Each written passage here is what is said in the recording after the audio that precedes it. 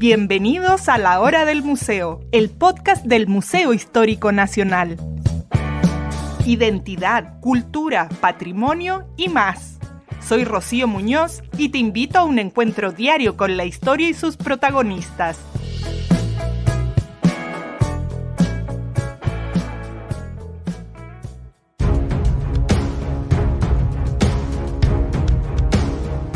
...11 de septiembre, una fecha que marca profundamente la memoria colectiva de Chile.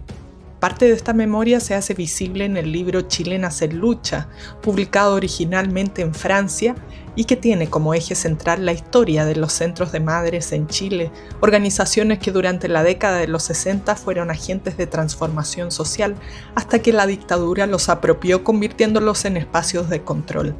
Esta obra reúne las vivencias de Carmen Gloria Aguayo, quien se formó como profesora de religión, fue militante de la democracia cristiana y una de las fundadoras del MAPU. Durante la Unidad Popular estuvo a cargo de la Consejería Nacional de Desarrollo Social, la antesala de lo que iba a ser el Ministerio de la Familia, a la cabeza del cual Salvador Allende la había designado. Su trabajo se complementa con testimonios de las participantes en el cuarto encuentro de la Coordinadora Nacional Sindical que tuvo lugar en diciembre de 1981. Cuando estas mujeres dieron su testimonio a militantes del Movimiento de Liberación de Mujeres francés, quienes viajaron a Chile especialmente para conocer la realidad de las mujeres, las organizaciones en las que participaban y las luchas en contra de la dictadura que estaban desplegando. En este episodio nos va a acompañar Soledad Rojas, traductora y editora de Chilenas en Lucha, 1946-1981, con quien conversaremos sobre cómo los centros de madres pasaron de ser espacios de conciencia política durante los años 60 y 70 para luego ser instrumentalizados por la dictadura a través de SEMA Chile.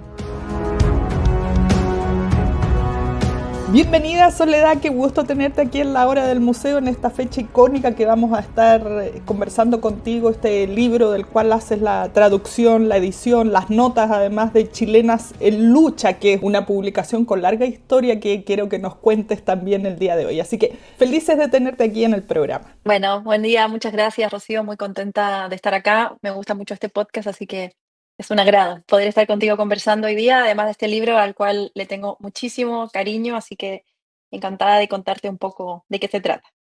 Soledad, desde lo personal partamos. ¿Cómo llegas tú a conocer el trabajo que hace Carmen Gloria Aguayo? ¿Cómo te interesas por esta etapa de nuestra historia? ¿Cómo llega a ti este texto original? Cuéntanos toda esa aventura, esa historia personal, profesional.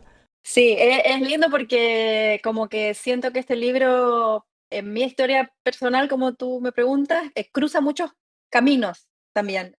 Yo soy antropóloga, pero me dedico a la traducción hace un tiempo. Es una traducción, trabajo autodidacta por ahora. No descarto y deseo mucho poder hacer la formación en algún momento.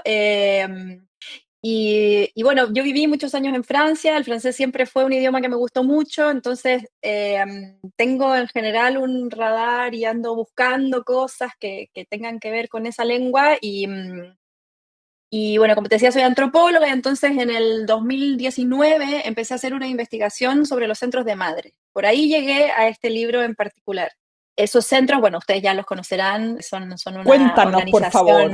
organización femenina de base más antigua de Chile. Siempre digo, ¿no? Tienen como esta pregnancia y este periodo más conocido durante la dictadura cívico-militar, ¿no? Y la gestión de Lucía Iriart, que les impregnó ahí como una carga social y unos prejuicios con los que hasta el día de hoy conviven las participantes de estos espacios que se llaman las socias de los centros de madre.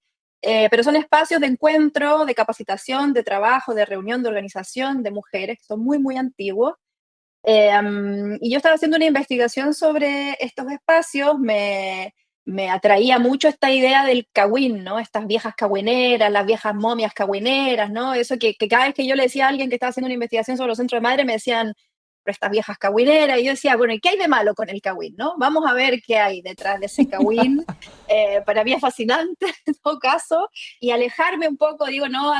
Como antropóloga de esa mirada más peyorativa, más moralizante, más devaluada que hay sobre esos espacios, y decir, bueno, ¿qué se produce en el cagüín, no? Y hay algo de la etimología de esa palabra que tiene que ver con la abundancia, con el producir comunidad, con el producir algo así como una narrativa común, una confianza, que me parece que es mucho más representativo de los centros que esa mirada peyorativa que uno lo piensa, obviamente tiene que ver con este aquelarre, ¿no? Yo hice esa investigación que me da mucho agrado sentir que hubo mucho apoyo del Estado para esa investigación, tuve diferentes financiamientos para poder abordar los centros de madre desde distintas perspectivas.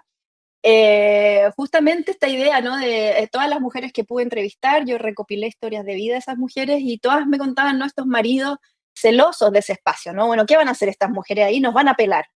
Y bueno, porque había cosas que pelar y esto no les gustaba, ¿no? Entonces se fue construyendo este sesgo que yo digo viene de Lucía Iriart, porque claro, los centros de madre después tienen una historia muy oscura también en relación a la fortuna de los Pinochet, esto que Claro. eran una especie Sema de... Chile. Exacto, Sema Chile y que se robaban las Ujú. propiedades. Bueno, entonces tiene muchas aristas de por Así qué es. son tan mal vistos, ¿no? Pero bueno, en esos espacios para mí se tejen un montón de cuestiones de las cuales fui aprendiendo a partir de, por supuesto, investigadoras que habían trabajado esto mucho antes que yo. Cuando uno está investigando tiene que leer, por supuesto, lo que ya se ha escrito, y ahí me fui a unos trabajos que son pioneros de los 80. Hay dos. Uno que es del 84, de unos autores que se llaman Norbert Lechner y Susana Levy, que es un texto del 84, que tratan un poco esta idea del disciplinamiento, como que los centros de madres son, bueno, Lucía Iriart pasando estos mandatos a estas mujeres, como si pudiera ser algo así unidireccional, ¿no? Como si las mujeres fueran robots, digamos, que van a obedecer a estos mandatos sin ningún tipo de apropiación, negociación, resistencia. Bueno, se discute un poco esta idea. Ese texto de Norbert tiene ese sesgo un poquito más unidireccional y a fines de los 80, Teresa Valdés, que es una investigadora que ha trabajado mucho estas cuestiones, junto con Marisa Weinstein, Isabel Toledo y Lila Letellier, escriben una respuesta para Lechner y Levy, ¿no? Y les dicen, bueno, ¿acaso es solo disciplinamiento esto? No estamos tan seguras, ¿no? Y Mm. ellas ya empiezan a trabajar con entrevistas a las socias de los centros, y en este debate, aquí voy a responder a tu pregunta, está citado este texto, Chilien, que publicó la editorial de Femme en París en 1982. Y yo, por eso partí hablando de mi interés por el francés, porque leí ese libro y me pareció muy raro, era fuera de la serie, de los textos que trabajan los centros de madre, ¿no? Yo ya venía conociendo algunas autoras que lo habían investigado en los 80, en los trabajos de Flaxo y otras investigaciones que tienen mucho que ver con los movimientos de mujeres durante la Unidad Popular y en la dictadura.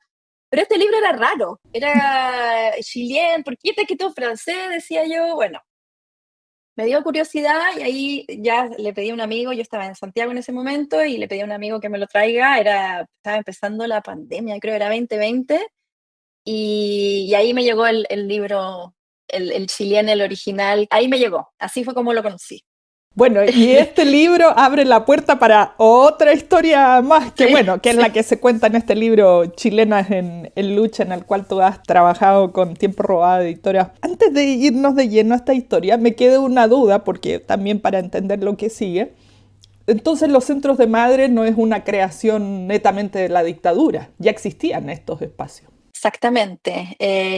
Tienen un origen un poco difuso, pero se piensa que por lo menos desde la década del 30-40 ya existían de manera más discontinua, y fue la Iglesia Católica en los 50 que generó una coordinadora de centro de madre que se llama Centro de Madre Techo.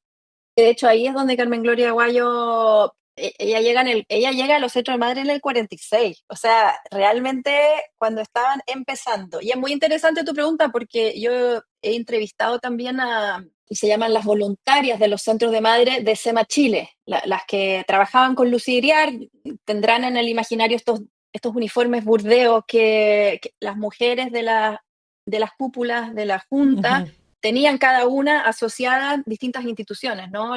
De ayuda, de Sí, me asistencialismo. acuerdo yo de niña que estaban las damas de rosado, las damas de celeste, las damas... No sé a qué se dedicaba cada una, pero habían divisiones por colores. Tal cual, todas las jerarquías, marcar estas jerarquías que está muy impregnado en el imaginario de Lucía Iriart, de todas las organizaciones de las cuales ella se apropió en esa época, Una de estas es SEMA Chile, que estas todas con uniformes burdeo. Bueno, yo pude entrevistar a algunas de ellas y se niegan mucho a reconocer que los centros existen desde antes. Hay algo del imaginario, incluso de ellas, de creer que Lucía los inventó, los centros. Y lo cierto es que es todo lo contrario. Para el régimen fue un espacio muy atractivo, porque ya existía alrededor de 1 millón de socios a lo largo de Chile para el golpe de Estado. ¡Wow! Entonces, Gran era espacio. evidentemente... Ya se lo quisiera hoy día como alguna empresa de marketing así tan definido quienes están ahí. Tal cual, tal cual. Entonces, era un espacio donde las mujeres ya se venían organizando y era un espacio que ellos sin duda querían controlar y tener en sus filas, ¿no? Entre sus estructuras de base. Entonces, eso es un mito absolutamente. Bueno, y bien lo explica Carmen Gloria en este libro, a partir de su propia experiencia, que es una de las cosas más valiosas, creo yo, de este libro, que son testimonios. Básicamente se compone de testimonios. ¿Quién era Carmen Gloria Aguayo? Ya nos contaste cómo llega este libro a tus manos. Tú dices era un poco raro dentro de todo lo que habías investigado. Entonces te lleva al siguiente paso, me imagino, que es descubrir quién era Carmen Gloria, por qué había escrito, qué pasaba. Sí, sí, tal cual. Carmen Gloria Aguayo ha sido un personaje fascinante para mí de conocer. Este proceso me ha permitido acercarme mucho a su familia también. He trabajado mucho con 2 de sus hijos, con José Vicente y con María Elena, que me han contado mucho de la vida de su mamá y ha sido muy lindo porque también la dimensión más conocida, por supuesto, es su dimensión pública.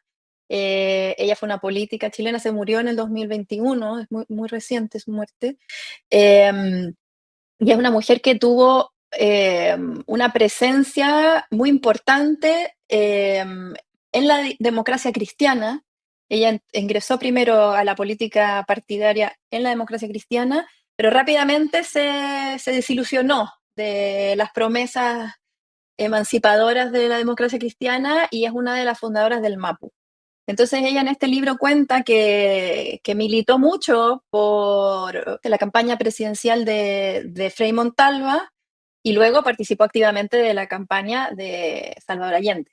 Entonces ella tiene que explicarse a sí misma ese tránsito en este libro, quiero decir, y se lo explica también a estas mujeres de los centros de madre con los que ella trabajaba y donde militó por la democracia cristiana primero y luego por el socialismo, ¿no? Entonces, para rebobinar un poco, Carmen Gloria desde los 40 iba a los centros de madre con su mamá cuando ella era todavía escolar, en esta mirada súper asistencialista, ¿no? Como estas mujeres ricas de las clases medias altas que vienen a ayudar a las mujeres pobres, por los centros de madre son espacios que se ubican en asentamientos, en poblaciones, en sectores rurales bastante precarizados. Entonces, en general, viene como una cuestión de estas mujeres más ricas ayudando, ¿no? Trayendo algún material para trabajar a las más pobres. Y cómo ella de alguna manera sigue trabajando ahí y empieza a comprender estos espacios como espacios de organización política y de trabajo, de generación de conocimientos y también de ingresos para las mujeres, ¿no? Y empieza a politizar su mirada respecto de estos espacios y es ahí donde entonces ella va construyendo esta militancia y esta actividad política de transmitir también sus ideales, que en ese momento eran ligados a un partido y luego fueron ligados a otro, y ella en este libro va explicando también ese tránsito y por eso a mí me parece tan interesante también para la historiografía nacional, porque no tiene solo que ver con los centros de madre, sino que también vemos cómo la reflexión de una política respecto de su propio quehacer, ¿no? Y eso desde una perspectiva, a mi juicio, muy sensible, bastante autocrítica, ¿no? Entonces, ella estaba trabajando activamente en la Unidad Popular antes del golpe de Estado. Salvador Allende la denomina como ministra de un ministerio de la familia que iban a crear y que no alcanzó a formarse porque vino el golpe de Estado. Entonces, ahí Carmen Gloria se va al exilio. Ella tenía 7 hijos y su marido, no se van Wow. todos juntos, hay ahí unos desfases, parte al exilio en el 74.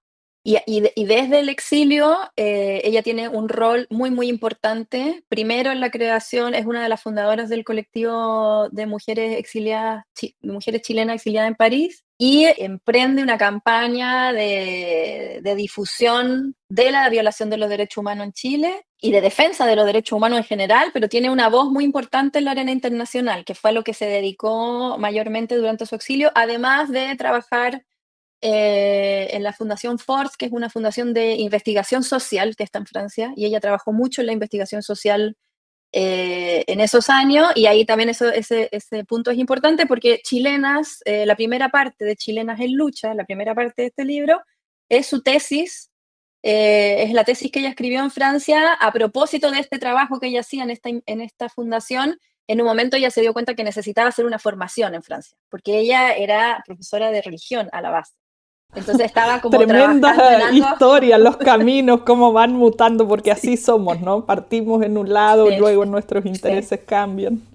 Sí, sí. Entonces, como que ella decide estudiar también, hacer esta formación que hoy día equivale como a un magíster en sociología, para también relacionarse con sus pares de ese momento, que eran franceses que estaban metidos, digamos, en la investigación y que tenían, por supuesto, otras credenciales académicas y profesionales.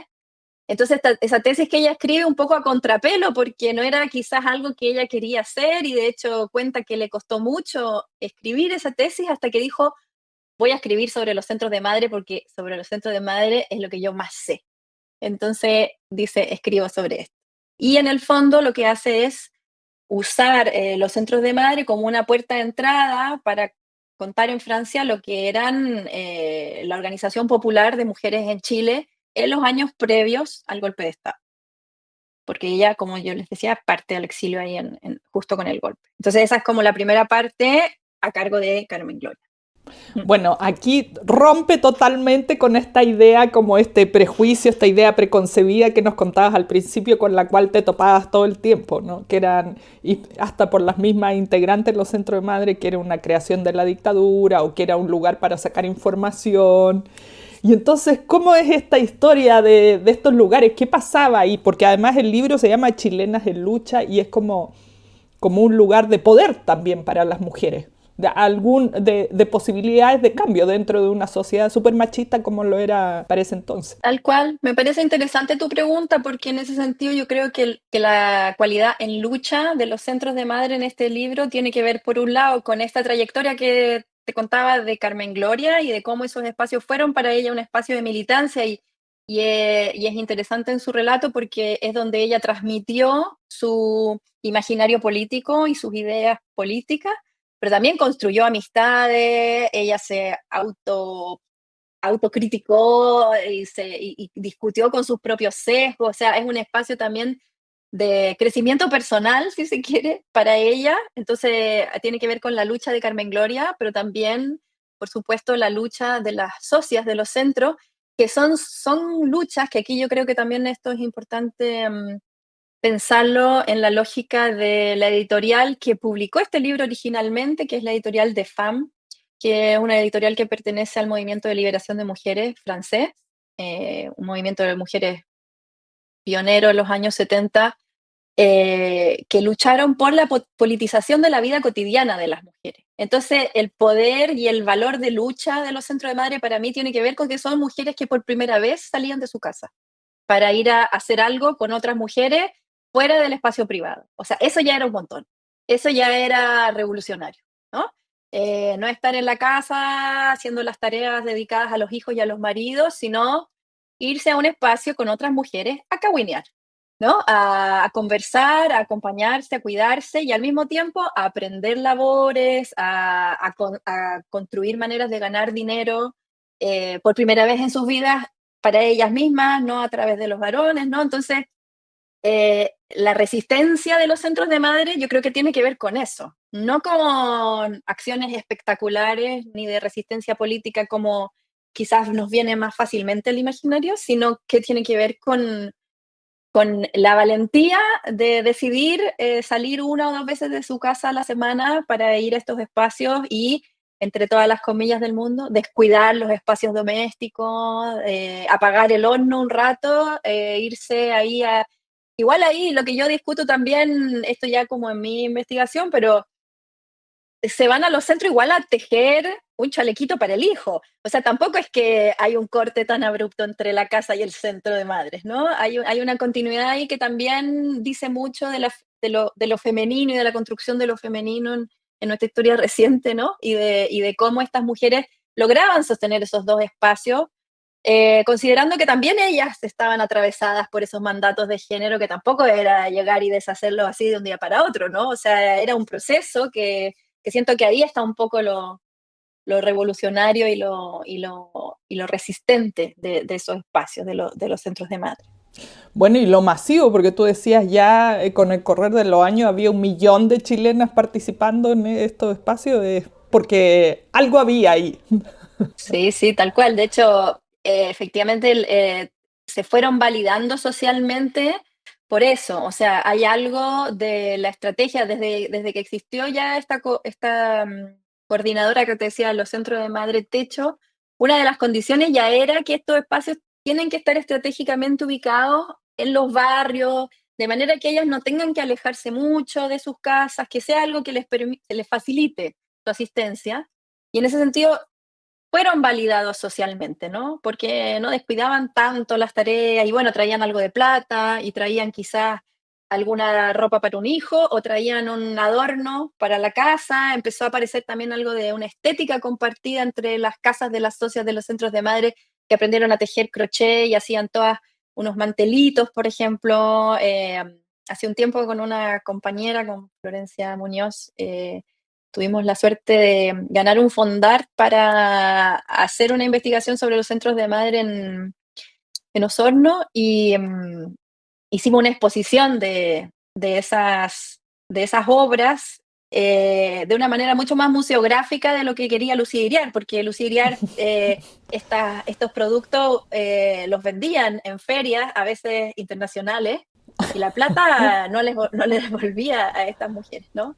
El reconocimiento Wow. tampoco. Entonces nos ilusionaba mucho poder exponer en términos museográficos también, además de otras cosas en este mismo proyecto, pero una de las ideas era esa, exponer estos manteles, estos tejidos, estos bordados, porque es una estética y un saber Mm. hacer, una técnica que es muy propia de los centros de madre y después se va expandiendo también, porque ellas también les enseñaron a sus hijas, eh, ellas aprendieron de otras que habían aprendido antes, entonces también ahí hay una cadena de saberes, de materiales, de materiales a los que también pudieron tener acceso a través de estos espacios, que eso también hay que reconocerlo, nuevos hilos, nuevas telas, nuevas lanas que empezaron a aparecer y empezaron a crear esta estética común que a nosotras nos parecía también súper digna de poner en valor, ¿no? Por supuesto, claro, toda una Mm, etapa. Bueno, hoy día no sé si existen todavía los centros de madre, pero como que mm, ya, al menos de parte del Estado, el foco está como en otras edades, no, en otros roles. mm, mm. Ha Sí, cambiado la cosa. sí, es interesante eso, porque de partida los centros de madres siempre, yo siempre digo, se llaman centro de madre, pero la condición no es ser madre, es centro de mujer en realidad, pero como mujer y madre en Chile es más o menos lo Mm. mismo, se llama centro de madre. Pero las mujeres que van es de un rango de edades súper amplio. A veces estaban señoras de 30 con señoras de 70 tejiendo, entre medio las hijas, que Lucía Iriart inventó los semita, que eran los SEMA para las adolescentes también. Pero en general niños y niñas podían estar ahí pululando en estos espacios, pero hay un rango etario súper amplio. Y cuando se acabó con el fin de la dictadura, los centros de madre pasaron a estar a cargo de los municipios, de Mm. las municipalidades. Y obviamente perdieron la investidura que tenían durante la época de Lucía. En cambio, el Estado, con el retorno a la democracia, generaron una institución que se llama Prodemu. Ay, me voy a olvidar ahora qué significa la sigla. Desarrollo de la mujer, promoción, desarrollo de la mujer, pues Algo ay, qué así, vergüenza, sí. no me acuerdo bien qué es la sigla, Claro, pero Prodemu ya me suena mucho más.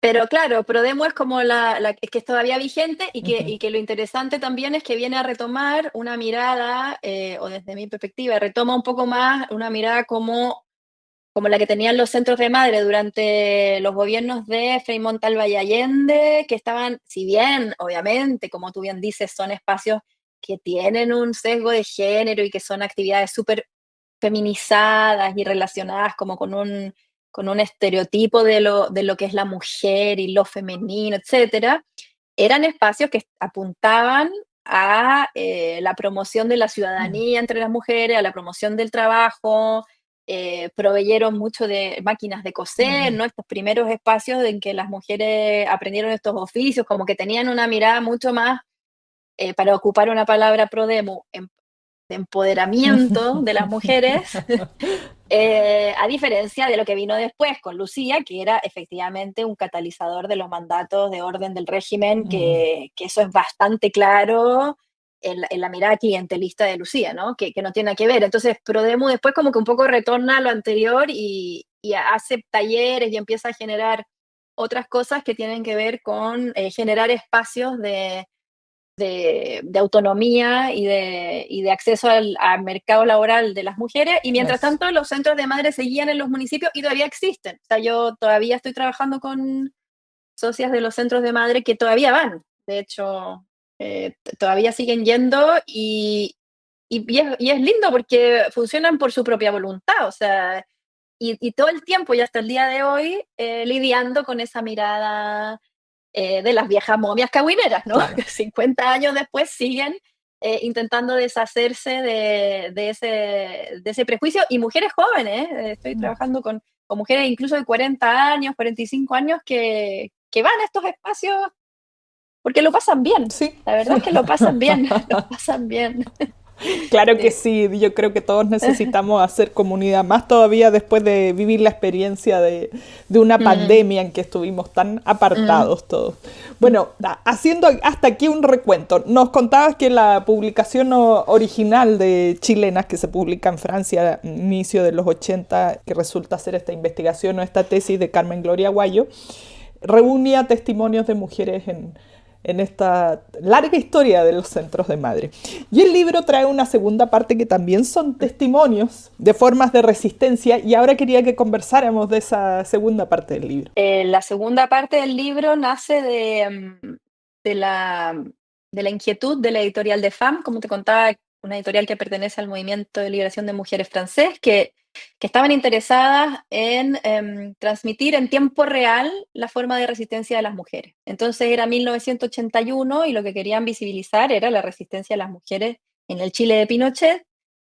Y lo que hace entonces el texto de Carmen Gloria es como hacer un previo hasta el golpe, y ahí Ah, dicen, bueno, perfecto. hay que ir a ver qué pasó después y qué está pasando ahora en Chile.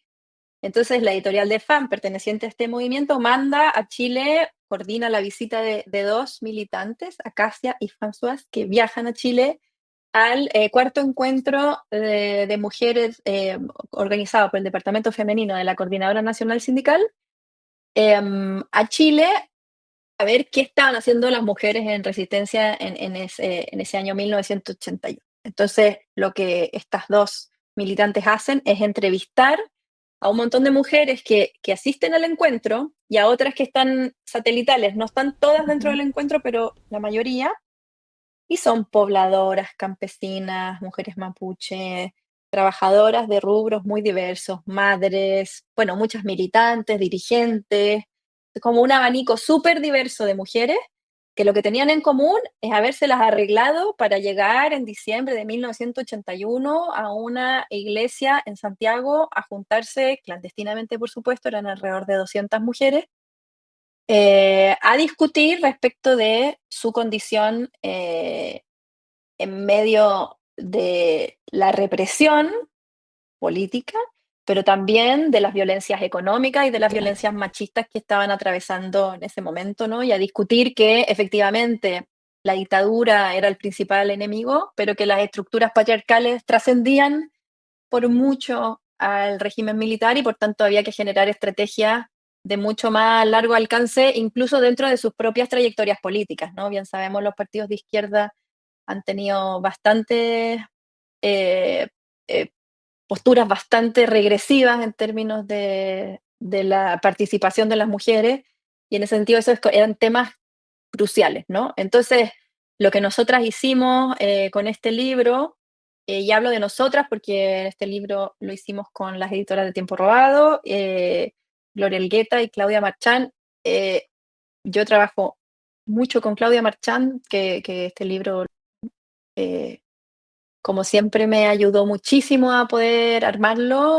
Aprendo muchísimo de ella, es mi compañera en estas aventuras. Y lo que nosotras discutíamos todo el tiempo era traer esta tesis de Carmen Gloria al lado de los testimonios, ¿no? De hecho, es lindo porque María Elena, la hija de Carmen Gloria, me decía, mi mamá jamás se hubiera permitido escribir en primera persona. Ella hablaba en tercera persona, del plural, ¿no? Entonces, nosotras escribimos acá con un yo, que no es propio de Carmen Gloria, pero que nos hacía que el testimonio de Carmen Gloria, que es su tesis, que es larga, que es toda su experiencia sobre los centros de madre, se acercara a esto que viene después, que son pequeños relatos de más de 20 mujeres que estaban en ese momento, en los 80, resistiendo y que fueron entrevistadas por Acacia y Françoise. Ellas después se van con los audios a Francia de vuelta, los sacan clandestinamente de Chile. A propósito, yo hasta aquí nunca había escuchado de esa reunión tan masiva para poder contar lo que estaba pasando. O sea, un logro gigantesco del cual hasta aquí yo no lo había escuchado ni sabía de esta historia. Bueno, qué bueno que lo dices, porque efectivamente este era el cuarto encuentro y ya había bajado su masividad. Los primeros fueron mucho más grandes. Y lo que nos dimos cuenta haciendo este trabajo es que hay ahí una laguna súper grande historiográficamente. Recorrí el Archivo Nacional, el del Museo de los Derechos Humanos, la Morada, bueno, un montón de lugares intentando buscar información sobre estos encuentros y es muy poco lo que hay. Obviamente eran reuniones clandestinas, es muy poco lo que se registró y entonces lo que tenemos es la historia oral. He podido conversar con militantes de la época que me han contado un poco cómo era, pero es cierto que es un vacío y por eso también nos alegraba mucho poder traducir este libro porque cuenta historias de las mujeres que estaban ahí. Entonces también nos trae como un pedacito de historia de esos encuentros, a propósito de otra cosa, pero también es como un aporte en ese sentido. Lo que te contaba para terminar esa idea es que ellas se llevan los audios clandestinamente y en Francia los traducen directo desde los audios al texto que tenemos ahora, ¿no? Entonces, en ese proceso trabajaron 4 traductoras, Roda, Florence, Magali y Gitemi. Son 4 que traducen de los audios al texto. Entonces, no tenemos los originales de los audios. Están perdidos en las bodegas de la editorial de FAM. Me pude entrevistar con las actuales directoras de esa editorial, Christine y Elizabeth, y lo están buscando. Me contaban que en esa época, como te decía, esta editorial lo que quería era transmitir en tiempo real las resistencias de las mujeres alrededor del mundo. Esta serie donde está chilena son 9 números, por ejemplo, afganas, canadienses, bueno, hay de un montón de De países, todas entonces, partes del mundo. claro, entonces hay mucho audio y muchos materiales que ellas tienen en una bodega que, bueno, y te digo 9, que es solamente esta serie, pero la editorial tiene una colección enorme. Entonces hay mucho material que en ese tiempo, imagínate, trabajando artesanalmente, sin mucha plata, militantes que trabajaban con lo que podían. No es que pudieron catalogar y dejar todo eso ordenadito para que cuando viniéramos las del futuro pudiéramos encontrar, ¿no? Entonces, ese es un trabajo que están haciendo ahora, es una editorial súper chiquitita que van ahí de a poco, entonces no descartan que podamos encontrar estos audios, porque en el fondo lo que nosotros hicimos fue traducir unos audios imaginarios, o sea, a partir del francés, intentar imaginar qué es lo que las chilenas habían dicho, y ese era como el mayor desafío de este libro, de decir, bueno, estamos traduciendo a las chilenas al chileno, ¿no? Como reponiendo una lengua que está ahí, que se había ido por otros carriles y que ahora volvían a estar en castellano, en chileno, ¿no? Ese fue un poco el trabajo que se hace en esta segunda parte del libro que compila estos testimonios que se unen al gran testimonio de Carmen Gloria. Bueno, hay tremendos testimonios ahí, ¿no? No nos queda mucho tiempo. Antes de terminar, quería conversar contigo una reflexión final luego de toda esta experiencia de traducción, que es una tremenda experiencia, de encontrar este material que no se había publicado en Chile a pesar de ser producido por una chilena, de todo el proceso de edición, de investigación, ¿Con qué sensación te quedas de de este largo periodo de historia, de trabajo, hacia dónde se enfoca el tema, luego de todo este proceso? ¿Cómo lo pudiéramos resumir en unas pocas palabras? Creo que lo interesante de una traducción así, para mí por lo menos, ha sido poder reconstruir las cadenas y eslabones de personas que van haciendo esta historia, ¿no? Algo pudimos reponer hoy día, editoras, militantes, traductoras, que van moviéndose para generar esta voz colectiva y este afán de visibilización de historias mínimas, historias cotidianas, sensibles y muy, muy privadas, supuestamente privadas, pero que lo que hace esta editorial de FAM y que hoy día en Chile yo siento que Tiempo Robado lo retoma, ¿no? Este afán de visibilizar eso que parece íntimo que no lo es, ¿no? Que efectivamente estas luchas son colectivas y ese quehacer de esas mujeres que parecía en lo privado, bueno, es colectivo porque está en el encuentro con otras, y no solo en Chile, sino que hay algo de la internacionalización también ahí del movimiento de mujeres, que es súper importante en este libro, o sea, chilena, y yo hice una introducción en este libro donde lo cuento un poco de cómo este libro se inscribe en un movimiento de mujeres más grande y que tiene que ver con el afán de todas estas personas que fueron colaborando, quienes ayudaron a Carmen Gloria a traducir su texto también del castellano al francés, con los códigos de la academia. Hay como un montón de movimientos que me parece que este libro es muy rico en ese sentido, que permite ver como la artesanía y la minucia de producir un relato colectivo como este, y que por eso también para nosotras es un movimiento tan valioso poder volverlo, ¿no? Como cerrar un poco ahí un círculo y que ahora se pueda leer acá, y generar nuevos debates también, porque uno dice, bueno, ¿qué más hay para decir sobre la dictadura, ¿no? ¿Qué otro testimonio más vamos a leer? Bueno, porque en su singularidad está toda la potencia, ¿no? Entonces, volver a reponer esos relatos nos parecía fundamental y ahí está también el valor y la alegría de poder hacer este trabajo. Es como la historia de la historia, es como, no sé cómo explicarlo, porque sí, como tú dices, al final vuelven a ser muchas mujeres las que reconstruyen esta historia y como decía, es una cadena de personas que trabajan para que estos testimonios puedan salir a la luz y ahora puedan salir a la luz en Chile. Yo decía, al menos yo no tenía idea de todo esto que había ocurrido. Soledad, muchas gracias por conversar con nosotros aquí en este espacio. Muchísimas gracias a ti. Esto fue La Hora del Museo, un encuentro cotidiano con nuestra historia, el podcast del Museo Histórico Nacional.